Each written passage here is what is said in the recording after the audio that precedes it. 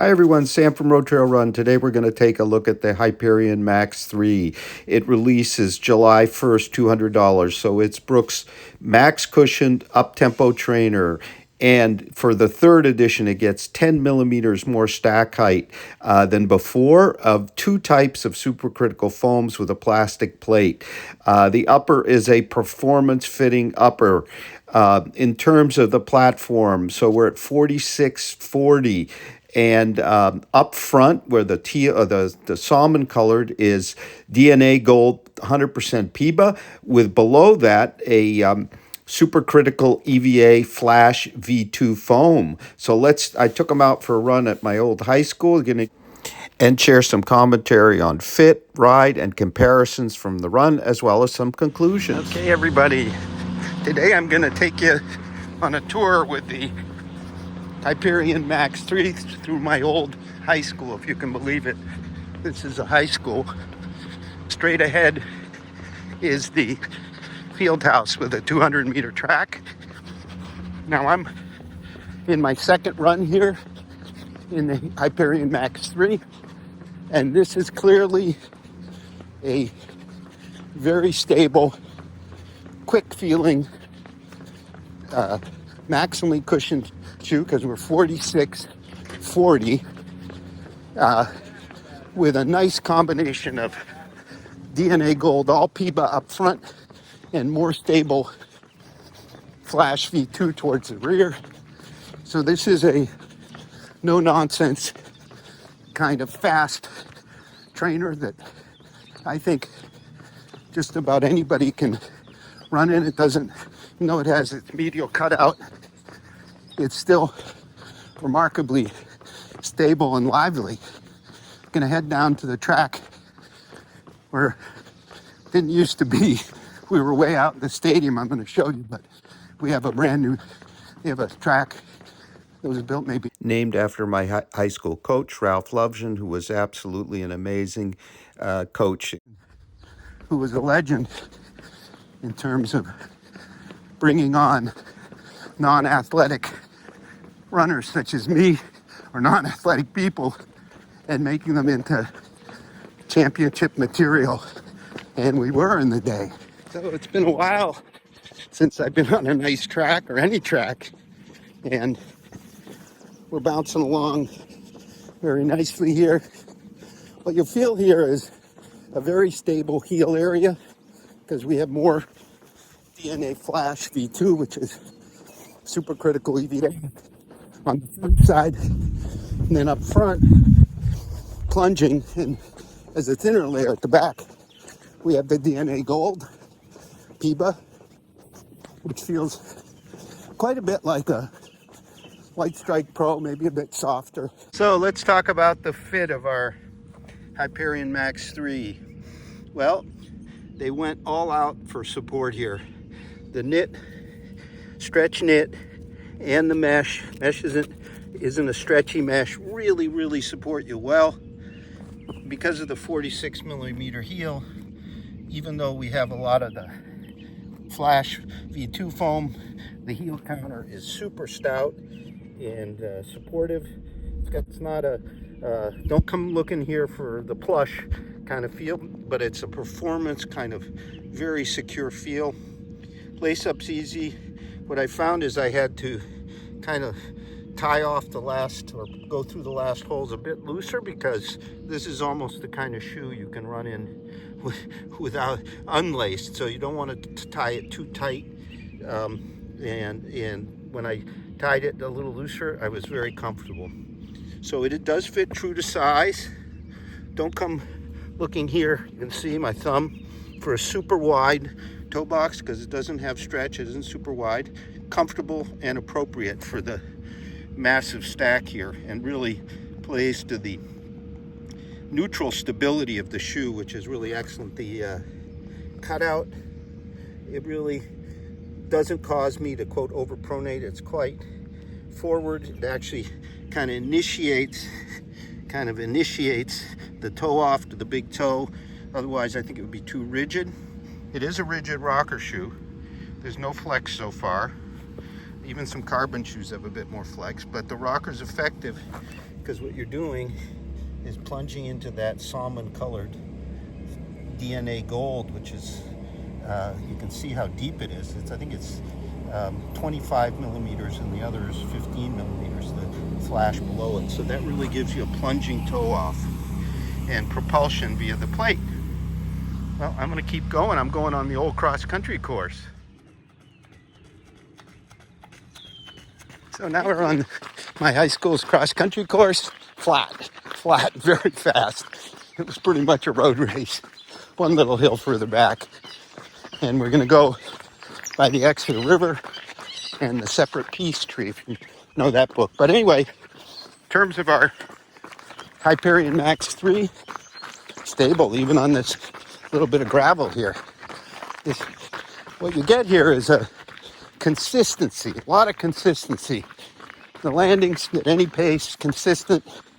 You definitely feel action of the front combination of plate and that dynamic DNA Gold. It's not kind of quite as much fun as a Skyward X from Hoka, which is even higher stacked and a bit heavier, but it's close. And it's more shoe, but very similar in design with the super foam up front to the Boston 13, which I think if you want a kind of faster tempo shoe with a lot of cushioning is a good choice. Now, this one, as I said, has 10 millimeters more stack height than the predecessor. And this is where the Separate Peace Tree, where they jumped, if you read that book.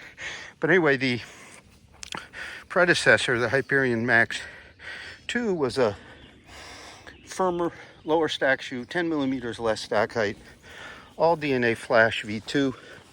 Here we have close to the same experience, but with more stack height. Yes, there's more weight because we're 9.9, 281 grams.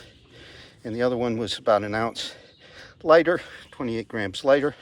This is more shoe, but I think equally in character. It's a tempo kind of shoe with a longer run focus and more, I think, more accessible to more people. I'm going to keep going. So some others come to mind. Cielo X1, X2 from Hoka. The Cielo X1 is really closer because it's a little bit lighter. I think it's 8.5 ounces to 9.9, whereas the Cielo X2 is very radical, really a racing shoe more than anything, and weighs, I think, 7 ounces, so a couple more than 2 ounces less. But this is a more practical shoe for me than either of them. As I said before, I think its closest competitor, what Brooks was shooting for, is the Skyward X. Here you've got maybe a little less fun, but maybe a faster shoe. It's lighter. The foam maybe not as bouncy soft, but still plenty protective, a bit more reactive. Beautiful out here. So we used to trudge through here. So after charging through the woods, we'd have this road section, slight downhill, and things really flew. So what I really noticed now that I'm back on the road is the heel landing is 6 millimeters here, but doesn't feel low, and you're quickly move through to the midfoot, that medial cutout. No impact on stability, but absolutely helps you roll to the front into the deep foam. As far as paces, going in the 9s here. After yesterday's trail run, high 9s. I went sub 9 minute pace run, my first run in them, and they were fantastic. I ended up low 8s the last mile. But so it's a do-it-all shoe. Okay, it isn't a legal racing height, but the heavier marathoner, the 4-hour person would be well serve to consider this one for its stability, amount of cushioning, and dynamic ride. So coming out of the woods on the cross-country course, we'd have a straight shot for that little building, and then a left on the road. Whoop, got a lot of wet here. Whoa! And then it was, from here, it was about a half mile to go. So, a few conclusions. If you're looking for a max cushion plated trainer, the 4640 here is way up there, but this is not a radically difficult shoe to run. It's effective. It's serious. So I'm able to run various paces in this. Could serve as a daily trainer. It's barely a little over 10 ounces in a US 9. So it's not heavy. The foams are great. Lower level nitrogen flash V2, firmer stabilizing. Top layer, more energetic, more springy. They work well together. I like that the plate is not a full carbon and is a plastic. So even though this is a rigid shoe, it's rigid to bending. If you try to bend it, doesn't feel that rigid on the run. It's just a really effective rocker. They call it rapid roll, the whole combination. All in all, this is a $200 shoe, but I do think it's versatile. It's not a racer for many, but some would. I think it'd be a good choice. Fit is performance oriented, no question. Relatively low volume, non-stretch. I think moderate width feet will be fine. Narrow will be very good. Broad you'll have to try, but I think it's a pretty forgiving upper. And it really has to be secure given the stack height, and they have achieved that really well. So I'm going to go to my reunion now, first event. Thank you very much for watching. And the Brooks Hyperion Max 3 will release in June, $200. It's a good one.